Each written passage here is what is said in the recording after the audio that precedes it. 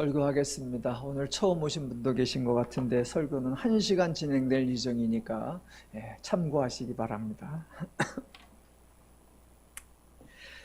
어제 결혼식을 다녀왔는데요. 신부가 음악을 전공한 사람이었습니다. 중간에 축가가 두 팀이 있었는데 한 팀은 신부 친구들이라고 하는데 음악 전공자 신부의 친구들이니까 역시나 음악을 전공했는지 예사로운 축가가 아니라 한편의 공연이었고요. 다른 한편은 전문 소프라노와 피아노 연주자가 한 팀이 되어서 멋진 공연을 선사해 주었습니다. 결혼식 보러 갔다가 귀호강을 하고 왔습니다. 개인적으로 제 가족이나 친족이나 조금 더 넓혀 우리 친척들을 보아도 음악을 전공한 사람이 없습니다. 그래서인지 제가 음악을 가까이 할 기회가 거의 없었습니다. 청년 때에 제가 경기도 수원에 살았는데 우연한 기회에 수원시립교향악단 가을 정기연주회라는 것을 갈 수 있게 되었습니다. 들어가서 연주를 듣는데 너무 멋있는 거예요. 오케스트라의 연주를 현장에서 라이브로 듣다니 막 귀가 호강을 하는 것 같고 너무나 고급스러운 것 같고 리얼하고 감동이 되고 사람들이 이래서 이런 데를 가는가 보구나. 저도 막 들떠서 주목을 하고 잘 들었습니다. 그러다가 한 15분쯤 지났나 졸고 있는 저를 스스로 발견했습니다. 제가 스스로 깜짝 놀랐어요. 와, 한 5분 전에는 그렇게 감격스러워하며 그렇게 신나하더니 금세 졸고 있나. 곡이 연주가 되고 있는데 생전 처음 들어온 곡이에요. 뭔가 나오는지 아무것도 모르니까 그저 졸릴 수밖에, 지루할 수밖에 없었습니다. 그렇게 청년의 시절을 지내고 결혼하고 나서는 자녀도 있으니까 자녀에게도 악기를 하나 가르쳐 볼까. 그래서 덕분에 저도 악기 하나 정도는 연주해 볼까 싶어서 색소폰을 직접 구입을 해서 어느 목사님이 하는 그런 지도반에 들어가서 얼마 동안 배우기도 했는데 제가 음악적 재질이 없는지 실력이 늘지를 않더라고요. 그러면서 악기는 점점 녹이 슬어 버렸습니다. 그래도 나이가 좀 들어가니까 음악에 너무 무식하면 안 되고 그래도 남들 아는 정도는 따라가야 하지 않나 싶어서 차를 타면 KBS 클래식을 틀어놓고 듣기를 몇 년째 하고 있습니다. 차만 타면 무조건 KBS 98.5 클래식이 틀어집니다. 벌써 여러 해 되었고요. 먼 거리, 장거리 운전을 하면 서너 시간 동안 클래식을 듣기도 하고 광고 방송이 없으니까 하루 종일 클래식을 듣는데 솔직히 하루 종일 들어도 아는 곡이 하나 나오나 거의 모르는 곡이고요. 그래서 라디오는 라디오대로 가고 저는 저대로 가고 그래서 클래식 소리보다 내비게이션 안내 소리가 훨씬 더 익숙한 그런 생활을 보내고 있습니다. 그런데 그렇게 클래식 음악 방송을 들으면서 제가 늘 들을 때마다 드는 생각이에요. 진행자가 뭔가 좀 잘못한다. 진행자가 좀 바뀌어야 된다. 왜? 곡을 소개하는데 곡을 소개하는 게 일정하지가 않아요. 곡을 소개하는 게 좀 듣기가 불편해요. 가요 같은 거는 다음 곡은 조용필의 친구여입니다. 그러면 끝나요. 근데 클래식은 소개가 길어요. 먼저 곡 이름이 나와야 되고 작곡가, 그 다음에 지휘자, 그 다음에 연주자, 그 다음에 오케스트라 이름 이런 게 많이 소개가 돼요. 그러니까 그런 소개를 순서도 똑같이 일정한 패턴으로 해야 들을 때 이게 뭐구나 라고 하는데 이게 막 바뀌어요. 하나 예를 들어보겠습니다. 제가 DJ입니다. 이번에 들으실 곡은 더 세컨 왈츠입니다. 러시아 작곡가 쇼스타코비치가 작곡한 곳인데 이 곡을 네덜란드 출신의 바이올린 연주자이며 지휘자인 앙드레 류가 연주를 했고 레너드 번스타인이 지휘하는 요한 스트라우스 오케스트라가 협연을 했습니다. 들어보시죠. 뭔 소리인지 몰라. 이름이 하나도 익숙하지 않아. 그래도 이렇게 소개했으면 그 다음 곡도 이런 순서로 해야 되는데 그 다음 곡은 연주자가 먼저 나오고 오케스트라가 나오고 그 다음에 누가 작곡한 게 나오고 막 순서가 바뀝니다. 그러니까 들을 때마다 뭐가 공명이고 어느 것이 작곡가이고 어느 것이 지휘자이고 어느 것이 연주자인지 제가 감을 못 잡겠어요. 그냥 저의 개인 느낌이에요. 자기들은 아는 곡이고 아는 사람이고 아는 오케스트라니까 자연스럽지만 저 같은 초보자는 매우 혼란을 겪더라고요. 그래서 방송을 들을 때마다 편지를 한번 써야 되나? 제안을 한번 해야 되나? 제발 곡을 소개할 때 정해진 순서, 일정한 패턴대로 해주십시오. 그래야 저 같은 초보자가 입문을 하고 알아들을 수 있게, 그래서 방송을 여러 해 들으면 저절로 많은 것을 알 수 있게 좀 해주십시오. 그런 생각이 간절해요. 그러면서 제가 클래식을 모르는 내가 클래식을 들을 때 이런 답답함을 느끼는데, 그러면 반대로 생각해보자. 어떤 사람이 기독교에 대하여 잘 모를 때, 하나님에 대하여 잘 모를 때, 성경에 대하여 잘 모를 때, 그래서 한번 알아보자고 설교를 들을 때, 과연 우리 설교자는 그 사람이 차분히 여러 번 듣기만 하면 성경이 이해가 되고 하나님 말씀이 이해가 될 수 있도록 그렇게 설교하고 있는가? 제가 그 생각이 들었어요. 그래서 설교를 하게 되면 일단 말을 많이 하자, 설명을 자꾸 해주자, 반복적으로 해주자, 그래서 저들이 익숙하게 해주자. 그리고 설교의 내용, 설교의 주제, 설교의 핵심이 이랬다 저랬다 하면 안 되고 일정하게 동일한 패턴으로 해주자라고 생각을 하고 오늘도 한번 그렇게 해보려고 합니다. 제가 혼자 곰곰이 생각해 보니까 그런 교육의 원조가 하나님이시더라고요. 오늘날로 표현하면 하나님은 일타강사세요. 예, 하나님은 교육 방식이 너무 창의적이고 너무 신선하세요. 죄인들의 예상을 완전히 넘어서십니다. 또 하나님의 교육은 지속적이고 반복적이고 일관적입니다. 그렇다고 지루하느냐? 전혀 지루하지 않습니다. 똑같은 내용을 참으로 다양한 방법으로 참으로 신실하게 반복적으로 교육해 주십니다. 그래서 하나님은 모든 면에 모범이시구나라고 생각하면서 오늘도 하나님을 모방해서 설교를 한번 해보겠습니다. 자, 느헤미야 9장에는 아주 유명한 이스라엘의 역사 회고가 있습니다. 혹시 구약의 내용이 잘 정리되지 않으신다면 오늘 본문을 찬찬히 읽어보시면 도움이 되실 겁니다. 이스라엘 사람들이 자기들의 역사를, 구약의 내용을 나름 잘 요약하고 정리해 놓았습니다. 사실 성경에는 이스라엘 백성들이 스스로 자기들의 과거, 자기들의 역사를 돌아보는 이스라엘의 역사 회고가 여러 차례 나옵니다.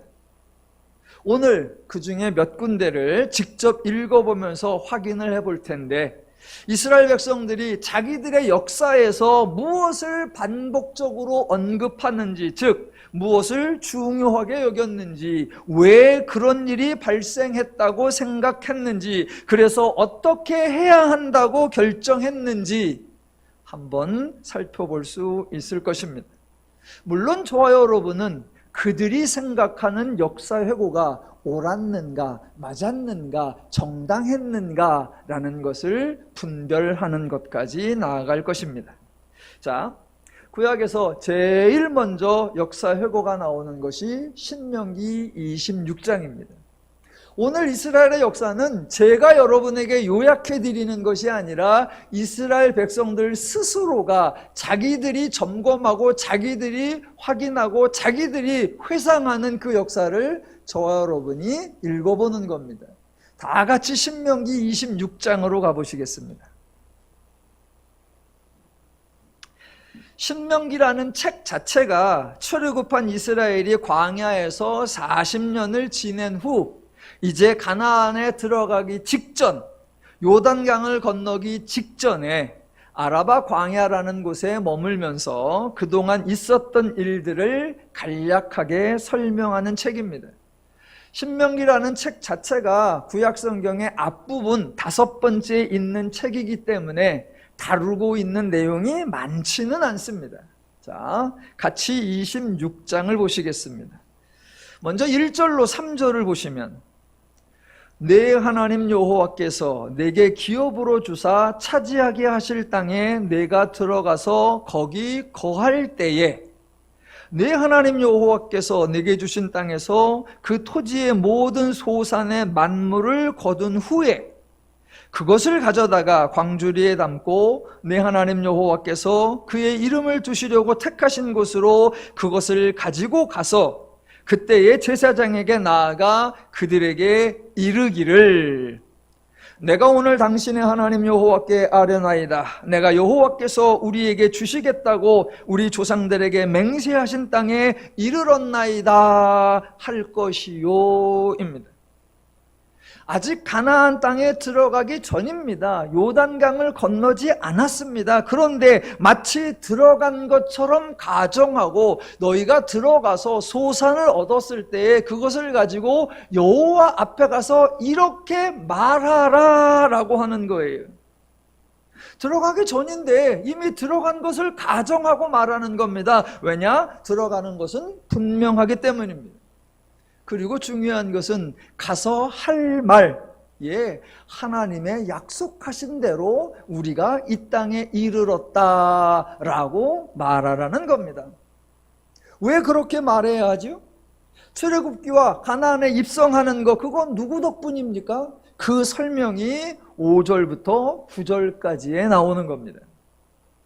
너는 또 내 하나님 여호와 앞에서 이르기를, 내 조상은 방랑하는 아람 사람으로서 애굽에 내려가 거기에서 소수로 거류하였더니 거기에서 크고 강하고 번성한 민족이 되었는데 애굽 사람이 우리를 학대하며 우리를 괴롭히며 우리에게 중노동을 시키므로 우리가 우리 조상의 하나님 여호와께 부르짖었더니 여호와께서 우리 음성을 들으시고 우리의 고통과 신고와 압제를 보시며 여호와께서 강한 손과 편팔과 위엄과 이적과 기사로 우리를 애굽에서 인도하여 내시고 이것으로 인도하사 이 땅 곧 젖과 꿀이 흐르는 땅을 주셨나이다 입니다. 이렇게 이야기하라는 거예요. 왜? 이게 사실이니까. 하나님이 이렇게 하시니까. 따로 설명드리지 않아도 무슨 내용인지 파악이 되셨을 겁니다. 신명기 26장에는 하나님이 하신 역사가 소개될 뿐, 그래서 이스라엘의 반응, 이스라엘의 행동, 이스라엘의 태도 등은 언급되어 있지 않습니다. 하지만 다음부터는 다릅니다. 두 번째로 볼 것이 시편 78편입니다. 시편으로 가보시죠. 시편에는 시만 있는 거 아니에요. 시도 있고 이런 역사 이야기도 있습니다.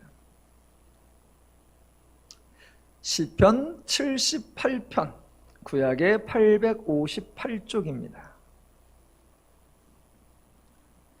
자, 1절부터 보시면 78편, 이 이야기를 하는 목적, 이 이야기를 하는 의도가 나옵니다. 제가 1절부터 8절까지 길게 읽어보겠습니다. 내 백성이여, 내 율법을 들으며 내 입의 말에 귀를 기울일지어다. 내가 입을 열어 비유로 말하며 예로부터 감추었던 것을 드러내려 하니 이는 우리가 들어서 아는 바요, 우리의 조상들이 우리에게 전한 바라. 우리가 이를 그들의 자손에게 숨기지 아니하고 여호와의 영예와 그의 능력과 그가 행하신 기이한 사적을 후대에 전하리로다. 여호와께서 증거를 야곱에게 세우시며 법도를 이스라엘에게 정하시고 우리 조상들에게 명령하사 그들의 자손에게 알리라 하셨으니 이는 그들로 후대 곧 태어날 자손에게 이를 알게 하고 그들은 일어나 그들의 자손에게 일러서 그들로 그들의 소망을 하나님께 두며 하나님께서 행하신 일을 잊지 아니하고 오직 그의 계명을 지켜서 그들의 조상들 곧 완고하고 패역하여 그들의 마음이 정직하지 못하며 그 심령이 하나님께 충성하지 아니하는 세대와 같이 되지 아니하게 하려 하심이로다 입니다. 자, 이런 의도를 가지고 78편에서 역사를 회고를 하는데, 자, 먼저 백성들의 태도가 나옵니다. 10절, 78편 10절에 나옵니다. 그들이 하나님의 언약을 지키지 아니하고 그의 율법 준행을 거절하며 여호와께서 행하신 것과 그들에게 보이신 그의 기이한 일을 잊었도다 입니다. 자, 하나님은 행하셨다 하고 백성들은 잊었다라고 합니다. 그러면 하나님이 행하신 일이 무엇이며 백성들은 어떻게 했는가?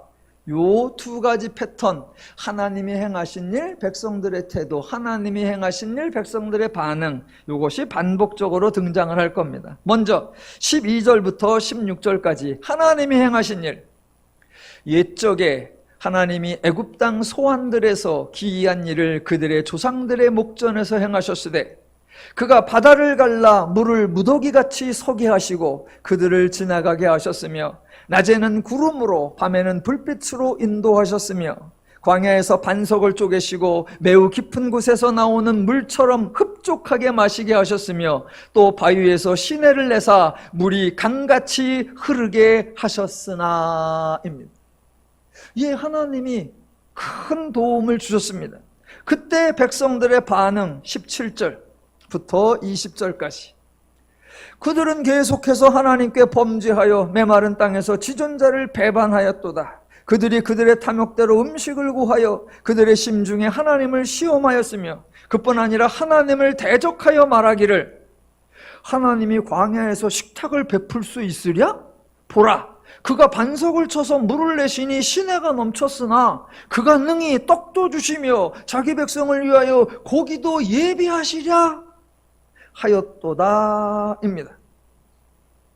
또 하나님이 하신 일 23절부터 보시죠. 23절부터 29절까지 그러나 그가 위의 궁창을 명령하시며 하늘 문을 여시고 그들에게 만나를 비같이 내려 먹이시며 하늘 양식을 그들에게 주셨나니 사람이 힘센 자의 떡을 먹었으며 그가 음식을 그들에게 충족히 주셨도다. 그가 동풍을 하늘에서 일게 하시며 그의 권능으로 남풍을 인도하시고 먼지처럼 많은 고기를 비같이 내리시고 나는 새를 바다에 모래같이 내리셨도다. 그가 그것들을 그들의 진중에 떨어지게 하사 그들의 거처에 두르셨으므로 그들이 먹고 심히 배불렀나니 하나님이 그들의 원대로 그들에게 주셨도다. 하나님이 또 놀라운 역사를 행하셨습니다. 그랬더니 백성들의 반응 30절 그들이 그들의 욕심을 버리지 아니하여 32절 이러함에도 그들은 여전히 범죄하여 그의 기이한 일들을 믿지 아니하였으므로입니다. 하나님이 하신 일 또 나옵니다. 34절 하나님이 그들을 죽이실 때에 그들이 그에게 구하며 돌이켜 하나님을 간절히 찾았고 하나님이 그들의 반석이시며 지존하신 하나님이 그들의 구속자이심을 기억하였도다. 이스라엘의 반응 36절 그러나 그들이 입으로 그에게 아첨하며 자기 혀로 그에게 거짓을 말하였으니 이는 하나님께 향하는 그들의 마음이 정함이 없으며 그의 언약에 성실하지 아니하였음이로다. 또 하나님이 행하신 일 38절과 39절 오직 하나님은 긍휼하심으로 죄악을 덮어주시어 멸망시키지 아니하시고 그의 진노를 여러 번 돌이키시며 그의 모든 분을 다 쏟아내지 아니하셨으니 그들은 육체이며 가고 다시 돌아오지 못하는 바람임을 기억하셨음이라. 그랬더니 백성들의 반응 40절 그들이 광야에서 그에게 반항하며 사막에서 그를 슬프시게 함이 몇 번인가 그들이 돌이켜 하나님을 거듭거듭 시험하며 이스라엘의 거룩하신 일을 노엽게 하였도다. 그들이 그의 권능의 손을 기억하지 아니하며 대적에게서 그들을 구원하신 날도 기억하지 아니하셨도다 입니다. 또 43절부터 하나님이 행하신 일 55절까지 길게 읽겠습니다. 그때에 하나님이 애굽에서 그의 표적들을, 소환들에서 그의 징조들을 나타내사 그들의 강과 시내를 피로 변하여 그들로 마실 수 없게 하시며, 애굽입니다. 쇠파리 떼를 그들에게 보내어 그들을 물게 하시고 개구리를 보내어 해하게 하셨으며, 그들의 토산물을 황충에게 주셨고 그들이 수고한 것을 메뚜기에게 주셨으며, 그들의 포도나무를 우박으로 그들의 뽕나무를 서리로 죽이셨으며, 그들의 가축을 우박에 그들의 양떼를 번갯불에 넘기셨으며, 그의 맹렬한 노여움과 진노와 분노와 고난 곧 재앙의 천사들을 그들에게 내려보내셨으며, 그는 진노로 길을 닦으사 그들의 목숨이 죽음을 면하지 못하게 하시고 그들의 생명을 전염병에 붙이셨으며, 애굽의 모든 장자 곧 함의 장막에 있는 그들의 기력에 처음 것을 치셨으나 그가 자기 백성은 양같이 인도하여 내시고 광야에서 양떼같이 지도하셨도다. 그들을 안전히 인도하시니 그들은 두려움이 없었으나 그들의 원수는 바다에 빠졌도다. 그들을 그의 성소의 영역 곧 그의 오른손으로 만드신 산으로 인도하시고 또 나라를 그들의 앞에서 쫓아내시며 줄을 쳐서 그들의 소유를 분배하시고 이스라엘의 지파들이 그들의 장막에 살게 하셨도다. 예, 하나님의 놀라운 은혜입니다. 그랬더니 이스라엘의 반응, 56절부터 58절. 그러나 그들은 지존하신 하나님을 시험하고 반항하여 그의 명령을 지키지 아니하며 그들의 조상들같이 배반하고 거짓을 행하여 속이는 활같이 빗나가서 자기 산당들로 그의 노여움을 일으키며 그들의 조각한 우상들로 그를 진노하게 하였음에입니다. 또 넘어가서 65절. 그때에 주께서 깨어난 것처럼 포도주를 마시고 고함치는 용사처럼 일어나사 그의 대적들을 쳐 물리쳐서 영원히 그들에게 욕되게 하셨도다. 또 요셉의 장막을 버리시며 에브라임의 지파를 택하지 아니하시고 오직 유다 지파와 그가 사랑하시는 시온산을 택하시며 그의 성소를 산의 높음같이 영원히 두신 땅같이 지으셨도다. 또 그의 종 다윗을 택하시되 양의 우리에서 취하시며 전양을 지키는 중에서 그들을 이끌어내사 그의 백성인 야곱 그의 소유인 이스라엘을 기르게 하셨더니 이에 그가 그들을 자기 마음의 완전함으로 기르고 그의 손에 능숙함 으로 그들을 지도하셨도다입니다. 제가 요약한 게 아니라 이스라엘 백성들 스스로 요약한 거예요. 하나님이 이렇게 역사하셨다. 그러나 그들은 거역하였다. 하나님이 이렇게 은혜를 주셨도다. 그러나 그들은 배반하였도다. 하나님은 저렇게 복복을 주셨도다. 그러나 그들은 불순종하였더라. 그래서 제가 자주 드리는 질문 또 해보겠습니다. 첫 번째 질문. 하나님이 이스라엘에게 잘못하신 것이 있습니까? 하나님이 이스라엘을 불편하게 하신 일, 억울하게 하신 일, 힘들게 하신 일이 있습니까? 하나님이 이스라엘에게 손해가 나게 한 일, 그래서 하나님을 싫어할 만하다, 하나님을 거부할 만하다라고 여길 만한 그런 일이 있습니까? 하나님이 이스라엘을 시험하겠다고, 연단하겠다고, 훈련하겠다고 억지로 시련과 역경으로 몰아가신 적이 있습니까? 없습니다. 자기들 스스로 그런 얘기 한마디도 안 해요. 하나님 때문에 너무 힘들었다. 하나님 때문에 너무 불편했다. 하나님 때문에 너무 부담되었다. 그런 얘기 한마디도 없어요. 하나님 때문에 손해가 막심하다 한마디도 없어요. 하나님이 이스라엘에게 잘못한 게 있냐고요? 하나님이 이스라엘을 불편하게 한 게 있냐고요? 없습니다. 이게 첫 번째 질문이고, 그래서 두 번째 질문. 그렇다면 이스라엘은 왜 하나님을 거부한 거지요? 왜 하나님을 대적하고, 왜 하나님을 시험하고, 왜 하나님을 배반하고, 왜 하나님이 행하신 일을 잊은 겁니까? 여러분, 하나님을 섬기게 되면 상황이 나빠집니까? 하나님께 순종하면 질병이 생깁니까? 하나님의 말씀을 따라 살면 저주가 임합니까? 하나님을 기억하고 감사하면 인생 망합니까? 그런 것도 아니라면 하나님의 말씀 중에 너무 어려운 게 있습니까? 하고는 싶은데 하나님의 말씀 중에 도무지 행하지 못할 그럴 일들이 있습니까? 없잖아요. 자기들 스스로 자기들의 역사를 돌아보는데 하나님이 행하신 일, 자기들을 도와준 것뿐인데 그런데 조상들은 하나님을 잊었더라, 하나님을 버렸더라, 하나님을 떠났더라 입니다. 왜요? 시편 기자는 길게 역사 회고를 했지만 이스라엘이 왜 하나님을 불순종했는지, 자기 조상들이 왜 하나님을 떠났는지 그거에 대해서는 말하지 않습니다. 혹시 여러분 중에 아시는 분 계십니까? 시편의 다른 곳 한 곳을 더 보겠습니다. 105편으로 가보겠습니다. 시편 105편과 106편은 이스라엘의 역사 회고로 유명한 장면입니다. 105편. 자, 시편 105편의 1절로부터 5절에 이 시편을 쓰는 목적, 이 시편의 의도가 나옵니다. 먼저 1절로 5절을 읽어보겠습니다. 여호와께 감사하고 그의 이름을 불러 아뢰며 그가 하는 일을 만민 중에 알게 할지어다. 그에게 노래하며 그를 찬양하며 그의 모든 기이한 일들을 말할지어다. 그의 거룩한 이름을 자랑하라. 여호와를 구하는 자들은 마음에 즐거울지로다. 여호와와 그의 능력을 구할지어다. 그의 얼굴을 항상 구할지어다.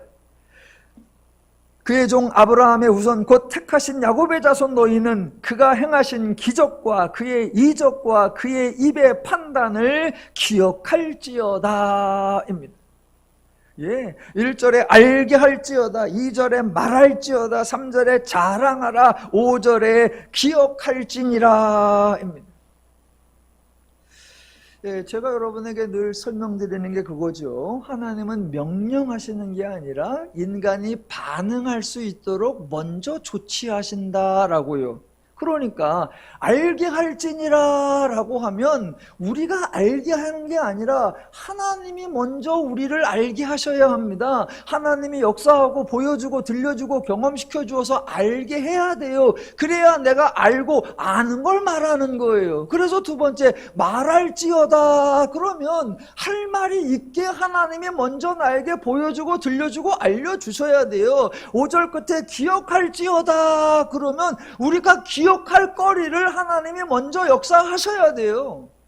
하나님은 하지 않고 찬양하라, 감사하라, 기뻐하라 먼저 그렇게 하지 않습니다. 감사하라 그러면 인간이 감사할 거리 하나님이 먼저 주셔야 하고, 찬양할지니라 그러면 하나님이 먼저 인간으로 하여금 하나님을 찬양할 수 있게끔 인간을 기쁘고 즐겁게 행복하게 해 주셔야 합니다. 그게 하나님의 패턴이고 하나님의 방식입니다. 그러니까 언제나 하나님이 먼저 역사하시죠. 사람들이 예상하지 못할 때, 사람들이 기대하지 않을 때, 자기들이 자격이 없을 때 칭찬은 고사하고 벌을 받는 것이 마땅하다고 여길 때에도 정반대로 하나님은 은혜를 베풀어 주시죠. 그렇게 하나님이 일하셔서 인간에게 유익이 되게 하시고, 그 유익을 보고 듣고 경험하게 하시고, 알아라, 말하라, 기억하라 라고 권고하시는 겁니다. 이게 하나님의 패턴, 이게 성경의 패턴, 이게 기독교의 패턴입니다. 그러니까 시편 105편에서도 하나님의 하신 일이 먼저 나옵니다. 하나님이 하신 일이 먼저 나온다. 이게 무슨 말이냐? 하나님이 누구를 찾느냐? 일할 만한 사람, 하나님의 마음에 합한 사람, 준비된 사람, 신실한 사람, 충성된 사람, 그런 사람을 찾습니다. 기다립니다. 아니요. 그 사람이 하나님 쓰기에 쓸만한지 시험해본다, 훈련시킨다. 아니요. 그런 거 안 나와요. 하나님이 그 사람을 주목하고 그 사람을 관찰하고 그 사람의 행동에 따라 하나님이 그에게 상이나 벌을 준다. 아니요. 기독교는 그런 게 없어요.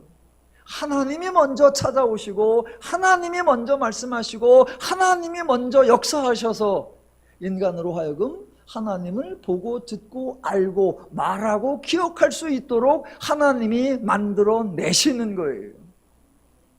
그래서 7절부터 바로 하나님이 하시는 일이 나옵니다. 자, 7절부터 11절까지 한번 읽어볼게요.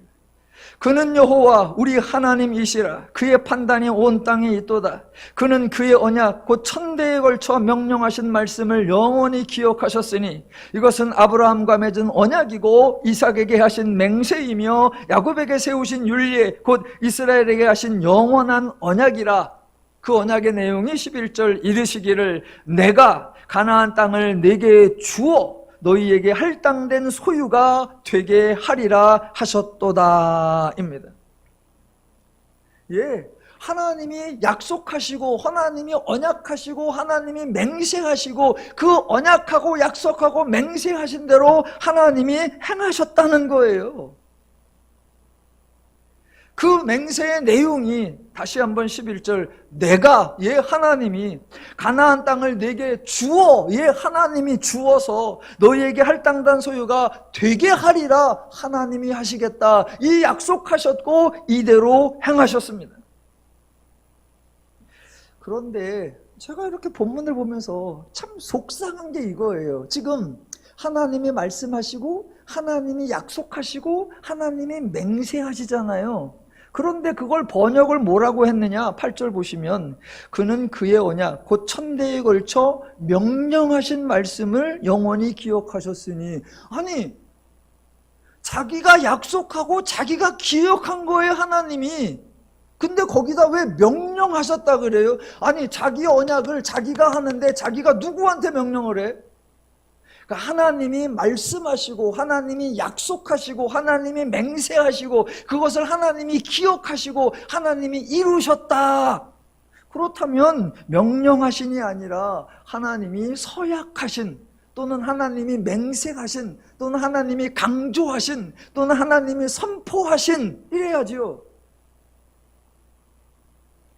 그 명령하신이라고 번역된 우리말이 히브리어가 지명하다, 작정하다, 말하다라는 동사인데 강조 능동형을 썼습니다. 하나님이 내가 반드시 이거 강조하는데 내가 이거 따옴표 치고 별표 치고 당구표 치고 설탕표 치고 내가 이거 다시 한번 말하는데 이거 내가 꼭 기억할 건데 이거 내가 꼭 이룰 건데 하나님 스스로 그렇게 다짐하고 각오하고 강조하고 그렇게 하셔서 하나님이 그대로 행하셨다는 거예요. 그런데 그거를 명령하신이라고 앞뒤 말도 안 맞게 써놨어요. 참 속이 속상합니다. 자, 이제 그 하나님이 행하신 일 보시죠. 이스라엘이 역사 회고하면서 하나님이 하신 일을 어떻게 소개하는지. 자, 12절부터 보실 겁니다. 12절부터 길게 볼 거예요. 천천히 따라 보겠습니다. 그때에 그들의 사람 수가 적어 그 땅의 나그네가 되었고 이 족속에게서 저 족속에게로 이 나라에서 다른 민족에게로 떠돌아다녔도다. 그러나 그는 사람이 그들을 억압하는 것을 용납하지 아니하시고 그들로 말미암아 왕들을 꾸짖어 이르시기를 나의 기름 부은 자를 손대지 말며 나의 선지자들을 해하지 말라 하셨도다. 그가가 하나님이에요. 그가 또 그 땅에 기근이 들게 하사 그들이 의지하고 있는 양식을 다 끊으셨도다. 그가 한 사람을 앞서 보내셨으며 요셉이 종으로 팔렸도다. 그의 발은 착고를 차고 그의 몸은 쇠사슬에 매였으니 곧 여호와의 말씀이 응할 때까지라. 그의 말씀이 그를 단련하였도다. 왕이 사람을 보내어 그를 석방하며 뭇 백성의 통치자가 그를 자유롭게 하였도다. 그를 그의 집의 주관자로 삼아 그의 모든 소유를 관리하게 하고 그의 뜻대로 모든 신하를 다스리며 그의 지혜로 장로들을 교훈하게 하였도다. 이에 이스라엘이 애굽에 들어가며 야곱이 하멜 땅의 나그네가 되었도다. 여호와께서 자기의 백성을 크게 번성하게 하사 그의 대적들보다 강하게 하셨으며 또 그 대적들의 마음이 변하게 하여 그의 백성을 미워하게 하시며 그의 종들에게 교활하게 행하게 하셨도다. 그리하여 그는 그의 종 모세와 그의 택하신 아론을 보내시니 그들이 그들의 백성 중에서 여호와의 표적을 보이고 하멜 땅에서 징조들을 행하였도다. 여호와께서 흑암을 보내사 그곳을 어둡게 하셨으나 그들은 그의 말씀을 지키지 아니하였도다. 그들의 물도 변하여 피가 되게 하사 그들의 물고기를 죽이셨도다. 그 땅에 개구리가 많아져서 왕의 궁실에도 있었도다. 여호와께서 말씀하신즉 파리때가 오며 그들의 온 영토에 이가 생겼도다. 비 대신 우박을 내리시며 그들의 땅에 화염을 내리셨도다. 그들의 포도나무와 무화과나무를 치시며 그들의 지경에 있는 나무를 찍으셨도다. 여호와께서 말씀하신즉 황충과 수많은 많은 메뚜기가 몰려와 그들의 땅에 있는 모든 채소를 먹으며 그들의 밭에 있는 열매를 먹었도다. 또 여호와께서 그들의 기력의 시작인 그 땅의 모든 장자를 치셨도다. 마침내 그들을 인도하여 은금을 가지고 나오게 하시니 그의 지파 중에 비틀거리는 자가 하나도 없었도다. 그들이 떠날 때에 애굽이 기뻐하였으니 그들이 그들을 두려워함이로다. 여호와께서는 낮에는 구름을 펴사 덮개를 삼으시고 밤에는 불로 밝히셨으며 그들이 구한즉 메추라기를 가져오시고 또 하늘의 양식으로 그들을 만족하게 하셨도다. 반석을 여신즉 물이 흘러나와 마른 땅에 강같이 흘렀으니 이는 그의 거룩한 말씀과 그의 종 아브라함을 기억하셨음이로다. 그의 백성이 즐겁게 나오게 하시며 그의 택한 자는 노래하며 나오게 하시고 여러 나라의 땅을 그들에게 주시며 민족들이 수고한 것을 소유로 가지게 하셨으니입니다. 예, 하나님이 이렇게 하셨어요. 더 나아가 이는 그들이 그의 율례를 지키고 그의 율법을 따르게 하려 하심이로다. 예, 하나님이 이렇게 쭉 하셨습니다. 사실은 더 나가야 돼요. 106편까지 쭉 가야 되는데 중간 생략하고 이제 하나님이 그렇게 행하셨더니 백성들의 반응 106편 13절.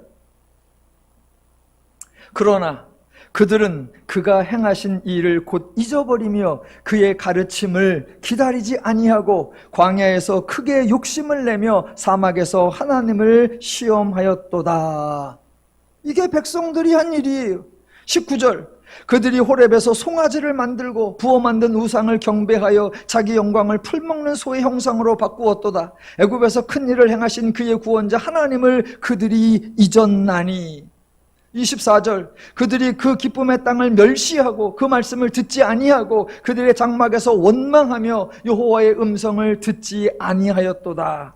28절. 그들이 또 부올의 발람과 연합하여 죽은 자에게 제사한 음식을 먹어서 그 행위로 주를 경노하게 함으로써 재앙이 그들 중에 크게 유행하였도다. 32절. 그들이 또 무리바 물에서 여호와를 노하시게 하였으므로. 34절. 그들은 여호와께서 멸하라고 하신 그 이방 민족들을 멸하지 아니하고. 39절. 그들은 그들의 행위로 더러워지니 그들의 행동이 음탕하도다 입니다. 제가 또 질문하는 거예요. 하나님이 뭘 잘못했는데? 하나님이 뭘 힘들게 했는데? 하나님이 뭘 불편하게 했는데? 아니 이스라엘은 왜 안 듣는데? 왜 안 따르는데? 왜 거역하는데? 왜 배반하는데? 자, 시편 기자가 역사 회고한 내용들입니다. 그 다음에 이제 오늘 본문 느헤미야 9장을 보실 겁니다. 느헤미야 9장으로 가보겠습니다. 신명기는 이스라엘의 역사에서 초창기에 해당하고요. 시편은 이스라엘의 역사에서 중간에 해당하고요. 느헤미야서는 이스라엘의 역사에서 마지막에 해당합니다. 그러니까 신명기 때보다 시편 때보다 느헤미야가 돌아볼 역사가 많고 언급해야 할 사건들도 많고 훨씬 더 그 스케일이 큽니다. 대신 저와 여러분이 지금 에스라와 느헤미야가 활동하고 있던 이 시기, 이 상황을 조금 바르게 이해하셔야 합니다. 에스라와 느헤미야가 활동하던 시기는 구약의 거의 마지막이라고 했습니다. 그래서 느헤미야 다음에는 말라기만 남아요. 그리고 구약이 끝이 나는 거예요. 그래서 이 에스라와 느헤미야가 활동하던 이 구약의 마지막 부분은 포로 후기 이 시대는 이스라엘의 전성기가 아닙니다. 그렇다고 이스라엘의 회복기도 아닙니다.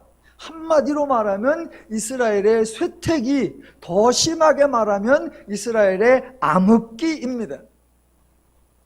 이스라엘 역사에서 가장 참담할 때예요. 그 이전의 시대와 비교하여 볼 때 나은 것, 좋은 것, 긍정적인 것, 소망적인 것 없습니다. 이 시대에 백성들이 뭔가 상황이 좋아지는 것에 대하여 기분이 들떠 있거나 다 함께 무엇인가를 해보자는 의욕이 넘치는 그런 분위기 전혀 아닙니다.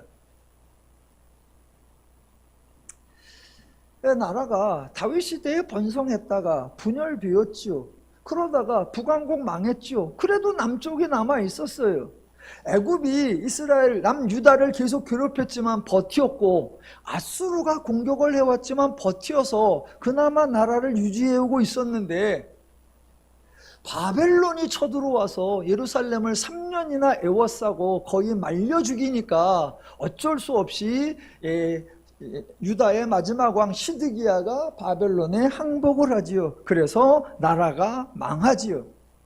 여러분, 유다가 망한 거는 그저 망했다라고 하는 정도가 아니라 아예 폭삭 망해버려서 나라라고 언급할 수 있는 상황이 전혀 아니었습니다. 자, 나라가 망하기 전부터 왕이 폐위되고 바벨론이나 애굽으로 볼모로 끌려갔었고요. 나라가 망할 때에는 왕뿐만 아니라 아예 왕족의 씨가 싹 말라버렸습니다. 왕들, 왕자들, 고위 관료들, 즉 나라를 유지하고 운영하는 일에 관계된 사람들 모두 포로가 되어 바벨론으로 끌려갔습니다. 또 예루살렘 성 완벽히 파괴되었습니다. 아니, 이게 한 나라의 수도야? 이게 한때 번성했다라고 하는 다윗과 솔로몬이 거하던 예루살렘이야? 이런 생각이 도무지 들 수 없을 정도로 예루살렘이 완전히 파괴되어 버렸습니다. 그래서 다윗 시대의 성벽, 솔로몬 시대의 성, 그 흔적 지금 전혀 없습니다. 하나도 없습니다. 하나도 없어요. 완전히 초토화가 되어 버렸습니다. 또 유다라는 나라에서 평상시에 그리 소중하게 여기지도 않았지만 그래도 상징적 건물이었던 여호와의 성전 무너졌습니다. 성전 기물 약탈당해서 바벨론으로 끌려갔고 레위인들도 끌려갔고 유다 땅에는 여호와 신앙을 유지할 만한 최소한의 시스템 남아있지 않습니다. 포로로 끌려간 것부터 포로로 돌아온 것까지 합치면 약 한 70년, 성전이 무너지는 것부터 성전이 재건되는 것까지 합치면 그게 또 한 70년. 그런데 바벨론한테 나라가 망하고 바사라는 나라가 등장하고 그렇게 따지면 한 40년 정도의 세월이 걸립니다. 자, 바벨론에게 나라가 폭삭 망하고 한 40년 정도가 지났을 때에 유다 입장에서는 청천벽력 같은 사건이 하나 발생합니다.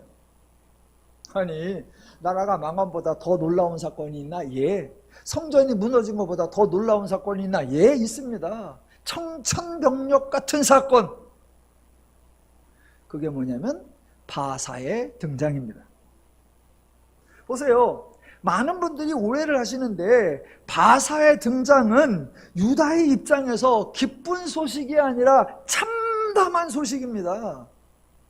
바사의 등장은 유다의 입장에서는 기대가 된 것이 아니라 모든 그나마 소망을 송두리째 날려버리는 참으로 암울한 사건이에요. 왜냐하면 지금 유다가 바벨론에 의하여 망했습니다. 그러면 망한 나라의 가장 기본적인, 가장 우선적인, 가장 본질적인 기대와 소망이 뭐예요? 예, 나라를 되찾는 겁니다. 그래서 바벨론한테 나라가 망하고 지금 한 40년 정도가 지나가서 언제 어떻게 누가 무엇을 해야 나라를 되살릴 수 있을까? 그런 일말의 기대와 소망을 가지고 있는데 누가 등장을 했다? 바사가 등장을 한 겁니다. 자기들을 정복하고 자기들을 지배하는 그 바벨론, 그런데 그 바벨론보다 훨씬 세고 훨씬 강력한 더 강대한 적 바사가 그 바벨론을 무너뜨리고 자기들은 그 바사의 속국이 되어버린 거예요. 유다 입장에서는 자, 그동안 동네 개하고 싸우면서 자, 내 땅을 지켜야 돼 그러고 있는데 그 개한테도 개 싸움에서 졌어. 그래가지고 억울해하고 있는데 그 뒤에 사자가 두둥 등장하는 겁니다. 등장해요. 바벨론하고는 한번 개싸움이라도 해볼 만한데 바벨론하고는 비교가 안 되는 훨씬 더 크고 훨씬 더 강력하고 훨씬 더 번성한 바벨론이 딱 등장한 거예요. 그러니까 유다는 바사라고 하는 더 강력한 제국의 속국이 되어버려서 유다의 독립, 나라를 되찾는 것에 대한 기대 완전히 사라져버린 겁니다. 그런데 무슨 착각을 하냐면 유다가 바사의 속국이 되었구나. 이거는 간과를 해버려요. 바벨론이 망하고 바사가 등장했대. 그냥 그렇게만 치부해. 그래놓고 강조하기를, 그래서 그 바사왕 고레스에 의해서 포로 중 일부가 돌아왔대. 성전이 재건되었대. 성벽이 새로 쌓아졌대. 그걸 강조합니다. 아니요. 여러분, 독립을 소망하고 있는 나라에 훨씬 더 강력한 제국의 속국이 되어버린 그 상태에서 바벨론에 살던 사람들 몇 명이 유다로 돌아온 거, 그 다음에 자기들이 봐도 너무나 하찮아 보이는 성전이 재건된 거, 이스라만한 성벽, 그게 무슨 의미가 있고 무슨 가치가 있고 무슨 소용이 있을까요? 아니, 바사가 얼마나 자신감이 있고 바사가 얼마나 권한이 크냐면, 그래? 너희들 뭐 성전 짓겠다고? 여호와 섬기겠다고? 해. 그거 하는데 뭐가 필요해? 내가 다 대줄 테니까 지어. 예루살렘 성벽이 얼마나 가치가 없으면, 아니, 지배하는 나라가 피지배의 나라에 성벽을 쌓아줍니다. 그게 방해거리가 안 되고 그게 뭔가 걱정거리가 되는 게 아니니까, 원한다면 해줄게. 그게 필요하다면 해줄게. 바사가 그렇게 크고 바사가 그렇게 강력한 거예요. 유다는 그 바사의 속국이 되어서 그 바사의 지배, 통치, 압박, 관리를 받고 있는 거예요. 근데 바사의 속국이 되었다는 이 기본적인 사실은 너무나 소홀히 여긴 채, 와, 포로가 돌아왔다, 와, 성전이 재건되었다, 와, 성벽이 쌓였다. 아니요, 아무 의미가 없습니다. 그런데 그 사건을 보고 유다가 회복되고 있다, 유다 민족이 회복되고 있다, 유다 신앙이 회복되고 있다라고 생각한다면 그거 엄청난 착각입니다.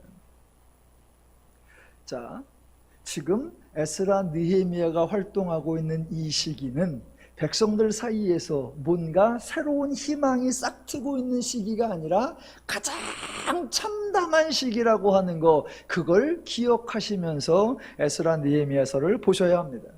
그러면서 오늘 9장의 내용을 읽어보도록 하겠습니다. 자, 먼저 4절과 5절을 보시면, 레위 사람 예수아와 바니와 간미엘과 스바냐와 분니와 세레바와 바니와 그나니는 단에 올라서서 큰 소리로 그들의 하나님 여호와께 부르짖고, 또 레위 사람 예수아와 간미엘과 바니와 하삼느야와 세레비아바와 호디야와 스바냐와 부다히야는 이르기를입니다.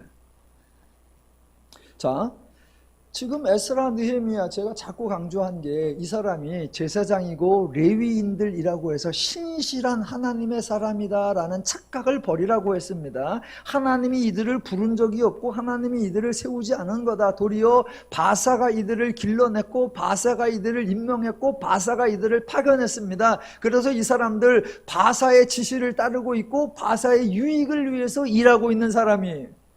이런 사람들을 전문용어로 뭐라고 합니까? 어용관료. 어용이에요, 어용. 자기들을 임명한 사람들의 유익을 위해서 말하는 거. 자, 그들이 이제 역사 회고를 합니다. 이게 느헤미야 9장에 기록되어 있어요. 그래서 종종 사람들이 느헤미야의 역사 회고라고 하는데, 정확하게 말하면 느헤미야가 회고한 게 아니에요. 5절에 나오는 대로 레위인 여러 명, 그 사람들이 이르기를 이라고 하는 거예요.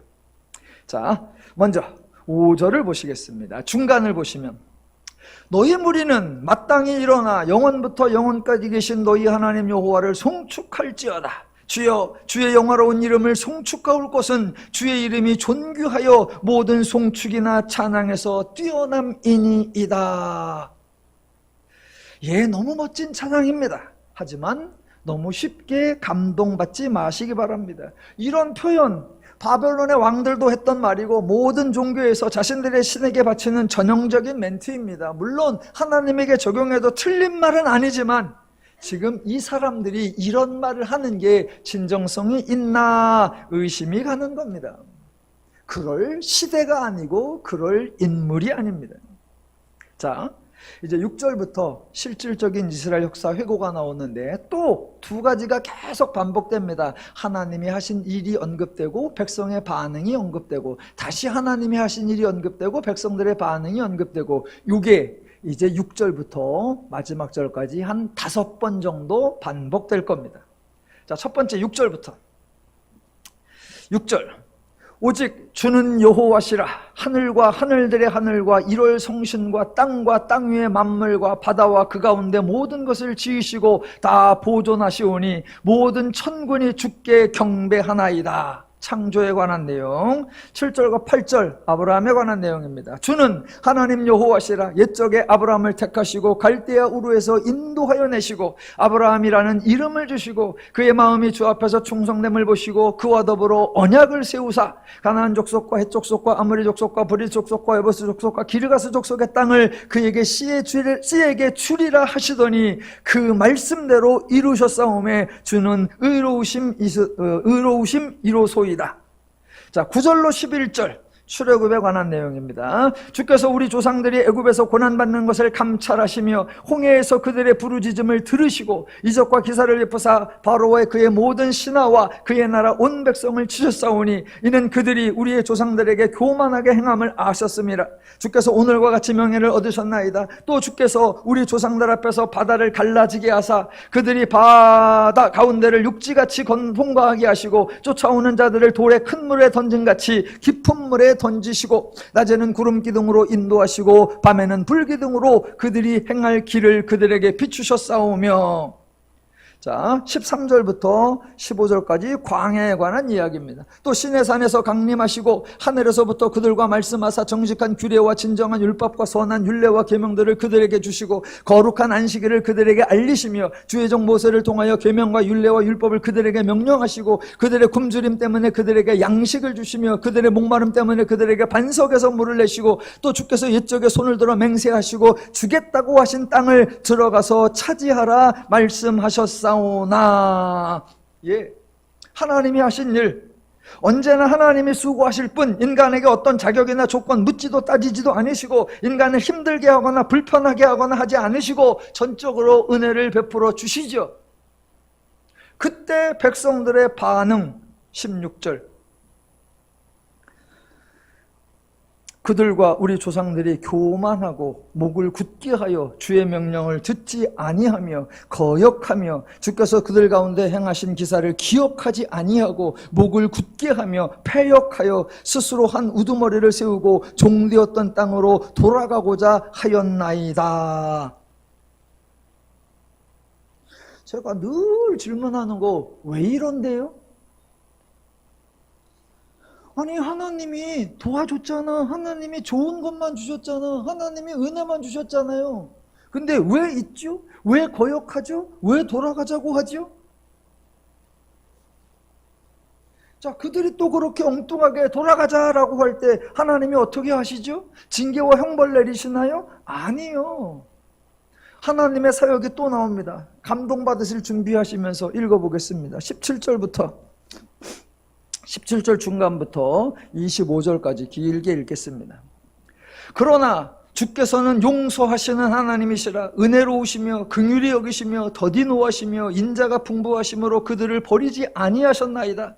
또 그들이 자기들을 위하여 송아지를 부어 만들고 이르기를 이는 곧 너희를 인도하여 애굽에서 나오게 한 신이라 하여 하나님을 크게 모독하였사오나 주께서는 주의 크신 긍휼로 그들을 광야에 버리지 아니하시고 낮에는 구름 기둥이 그들에게서 떠나지 아니하고 길을 인도하며 밤에는 불 기둥이 그들을 갈 길을 비추게 하셨사오며 주는 주의 선한 영을 주사 그들을 가르치시며 주의 만나가 그들의 앞에서 끊어지지 않게 하시고 그들의 목마름을 인하여 그들에게 물을 주어 40년 동안 들에서 기르시되 부족함이 없게 하심으로 그 옷이 헤어지지 아니하였고 발이 부르트지 아니하였사오며 또 나라들과 족속들을 그들에게 각각 나누어 주심에 그들이 시온의 땅 곧 헤스본 왕의 땅과 바산왕 옹의 땅을 차지하였나이다. 주께서 그들의 자손을 하늘의 별과 같이 많게 하시고 전에 그들이 열조에게 들어가서 차지하라고 말씀하신 땅으로 인도하여 이르게 하셨으므로 그 자손이 들어가서 땅을 땅을 차지하되 주께서 그 땅 가나안 주민들이 그들 앞에 복종하게 하실 때에 가나안 사람들과 그들의 왕들과 본토 여러 족속들을 그들의 손에 넘겨 임으로 행하게 하심에 그들이 견고한 성읍들과 기름진 땅을 점령하고 모든 아름다운 물건이 가득한 집과 판 우물과 포도원과 감람원과 허다한 과목을 차지하여 배불리 먹어 살찌고 주의 큰 복을 즐겨 싸우나. 예, 하나님이 이렇게 하셨어요. 가나안 정복 정착에 관한 이야기죠. 그랬더니 백성들의 반응 26절, 그들은 순종하지 아니하고 주를 거역하며 주의 율법을 등지고 주께로 돌아오기를 권면하는 선지자들을 죽여 주를 심히 모독하였나이다. 왜요? 하나님이 뭘 잘못하셨죠? 27절부터는 사사기의 내용입니다. 자, 27절. 그러므로 주께서 그들을 대적의 손에 넘기사 그들이 곤고를 당하게 하시며 그들이 환난을 당하여 주께 부르짖을 때에 주께서 하늘에서 들으시고 주의 크신 긍휼로 그들에게 구원자들을 주어 그들을 대적의 손에서 구원하셨거늘. 그랬더니 백성들의 반응 28절, 그들이 평강을 얻은 후에 다시 주 앞에서 악을 행함으로 주께서 그들을 원수들의 손에 버려두사 원수들에게 지배를 당하게 하시다가 그들이 돌이켜 주께 부르짖음에 주께서 하늘에서 들으시고 여러 번 주의 긍휼로 건져내시고 다시 주의 율법을 복종하게 하시려고 그들에게 경계하셨으나. 그랬더니 백성들의 반응 29절 중간, 그들이 교만하여 사람이 준행하면 그 가운데 삶을 얻는 주의 계명을 듣지 아니하며 주의 규례를 범하여 고집하는 어깨를 내밀며 목을 굳게 하여 듣지 아니하였나이다. 왜요?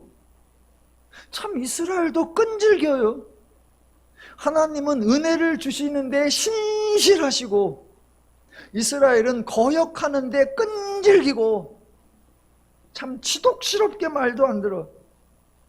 다시 하나님이 하시는 일 30절, 그러나 주께서 그들을 여러 해 동안 참으시고 또 주의 선지자들을 통하여 주의 영으로 그들을 경계하시되 그들이 듣지 아니하므로 열방 사람들의 손을 옮기시고도 주의 크신 긍휼로 그들을 아주 멸하지 아니하시며 버리지도 아니하셨사오니 주는 은혜로우시고 불쌍히 여기시는 하나님이시니이다.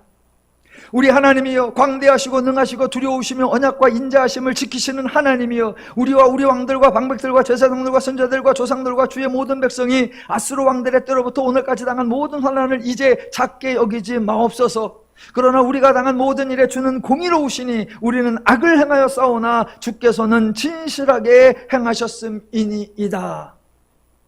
그런데 이스라엘의 태도 34절, 우리 왕들과 백성들과 방백들과 제사장들과 조상들이 주의 율법을 지키지 아니하며 주의 명령과 주께서 그들에게 경계하신 말씀을 순종하지 아니하고 그들이 그 나라와 주께서 그들에게 베푸신 큰 복과 자기 앞에 주신 넓고 기름진 땅을 누리면서도 주를 섬기지 아니하며 악행을 그치지 아니하였으므로 우리가 오늘날, 오늘날이 에스라 느헤미야 시대예요. 오늘날 종이 되었는데 곧 주께서 우리 조상들에게 주사 그것을 열매를 먹고 그것의 아름다운 소산을 누리게 하신 땅에서 우리가 종이 되었나이다. 그래서 37절, 우리의 죄로 말미암아 주께서 우리 위에 세우신 이방 왕들이 이 땅에 많은 소산을 얻고 그들이 우리의 몸과 가축을 임으로 관할하오니 우리의 곤란이 심하오며입니다. 예, 이 시대를 딱 한마디로 요약하면 37절이에요. 그들이 우리의 소산을 다 가져가고 그들이 우리의 가축을 관리해서 우리의 곤란이 심하오며. 예. 지금 이스라엘이 회복되고 있는 거 아니고요, 민족이 중흥하고 있는 거 아니에요, 여호와 신앙이 살아나고 있는 거 아니에요. 곤고한 때입니다. 곤고한 때. 자, 여기까지가 이제 한 4편 정도의 구약의 역사 회고를 들어보았습니다. 자, 느헤미야 9장에 나오는 역사 회고를 통해서 제가 3가지만 간단히 정리하고 마치도록 하겠습니다. 첫 번째, 읽다 보니까 중간중간에 저들이 거역하여서 하나님이 저들을 징계하신 것처럼 표현이 나옵니다. 하나님이 이방의 손에 넘겼다, 하나님이 저들을 곤고를 당하게 하셨다, 하나님이 원수들의 손에 버려두셨다라고요. 마치 하나님이 징계하고 하나님이 형벌을 내리신 것처럼 표현되어 있습니다. 그러나 하나님은 실제로 그렇게 하신 적이 없습니다. 잘 보세요. 지금 회고록에 나오는 것처럼 만약 하나님이 실제로 징계하셨다 그러면 징계하셨는데 저들이 달라진 게 없어요. 하나님이 형벌을 내리셨는데 저들이 변화되지 않았어요. 하나님이 그런 짓을 뭐하러 반복하십니까? 아니, 하나님이 이방의 손에 넘겼다가 다시 하나님이 구원자를 보내서 그들을 건져내셔. 그러는 가운데 백성들은 하나도 안 변해. 하나님이 뭐하러 그 쓸데없는 일을 4번, 5번씩 반복하세요? 그러니까 표현은 그렇게 되어 있는데 하나님이 실제로 징계하셨다가 아니라 저들이 죄를 범하여 죄의 결과를 당하고 있다라고 제가 여러 번 설명을 드렸었고요. 자, 두 번째. 이스라엘의 역사회고에서 분명하게 확인되는 사실, 이스라엘은 구약 내내 하나님께 불순종했다라는 겁니다. 그럼 여기서 저와 여러분이 한 가지 질문해야 하는 것, 여러분, 이스라엘은 왜 이랬을까요? 혹시 답을 알고 계십니까? 한두 번이면 이해해 줄 수 있습니다. 그런데 이런 상황에서 은혜를 받았어도 저런 상황에서 은혜를 받았어도 이스라엘은 전혀 변하지 않았었습니다. 하나님의 은혜가 부족했었나요? 하나님의 사역이 불순종했었나요? 아니요. 시편의 회고에서나 느헤미야서의 회고에서 이스라엘이 인정하는 거, 자신들이 하나님을 거역했다는 겁니다. 그런데 왜 그렇게 거역했죠? 왜 달라지지 않았죠? 왜 변화되지 않았죠? 이스라엘이 모르고 있는 것 하나, 그래서 이스라엘이 전혀 언급하지 않는 것 하나가 있습니다. 하나님이 만약 말 그대로라고 하면, 저들이 고백한 대로라고 하면 하나님이 때리기도 하고 하나님이 이방에 넘기기도 하고 하나님이 고난을 당하게 해서도 그렇게 했는데도 불구하고 이스라엘이 달라지지 않더라. 이스라엘이 변화되지 않더라.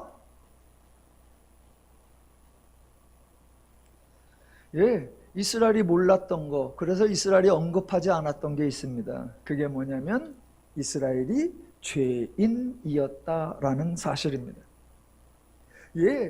이스라엘이 하나님에 대하여 죽은 자들, 하나님에 대하여 죄인이라는 사실입니다. 그걸 생략한 채 단순히 저들이 교만했다, 저들이 욕심이 많았다, 저들의 태도가 불순했다라고 말하는 거, 저들의 행동 바르게 지적하거나 문제 파악하는 거 아니고 문제 해결되는 거 아니에요. 구약이 여기서 끝나지 않고 앞으로 계속된다고 해도, 하나님은 신실하니까 계속 또 은혜의 은혜를 주신다고 해도 이스라엘은 이 패턴을 절대로 벗어날 수 없으며 이스라엘은 전혀 새로워질 수가 없습니다.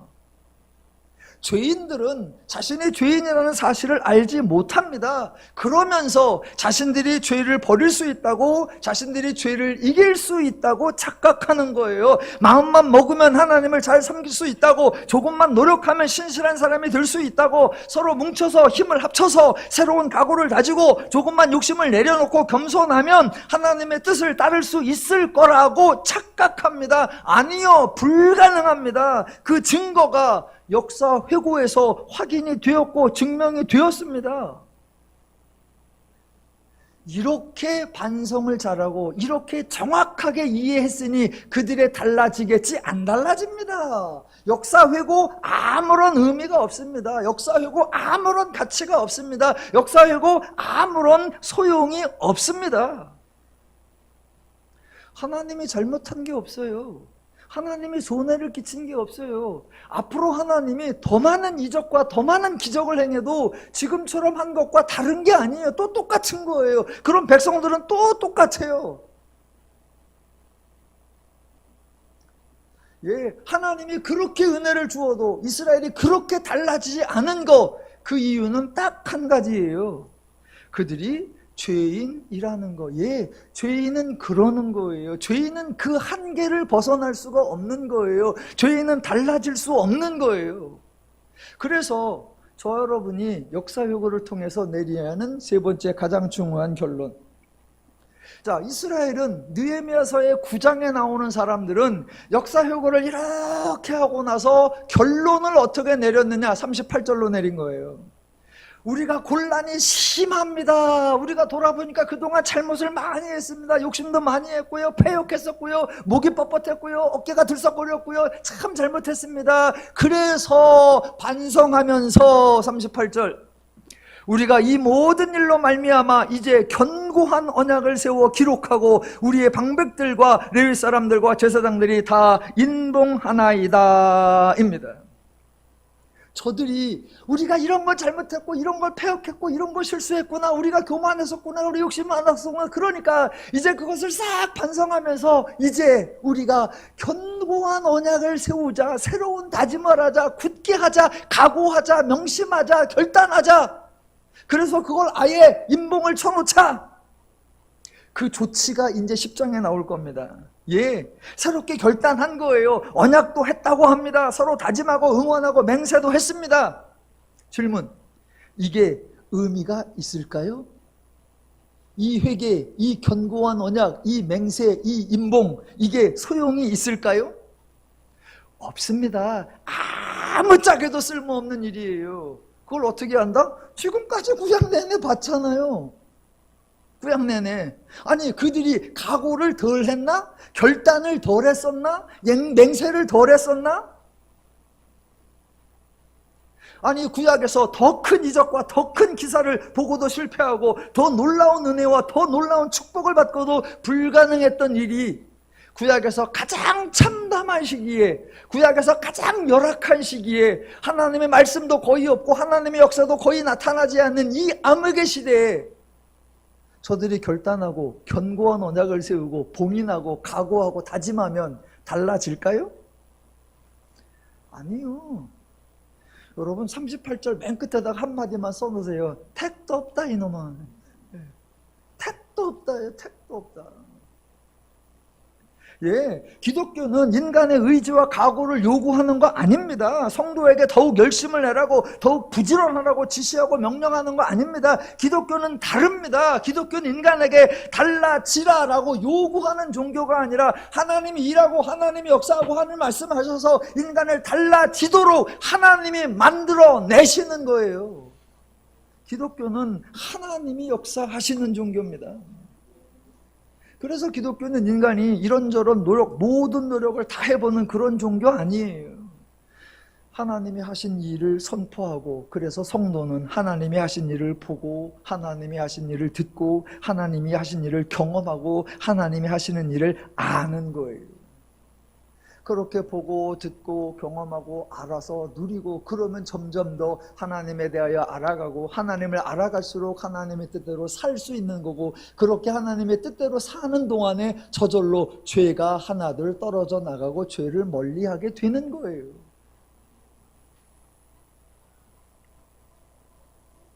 예, 지금 에스라와 느헤미 시대에, 이 시대에 신라 같은 한 줄기 빛의 진실한 신앙인이 있어서 역사를 이룬다? 아니요.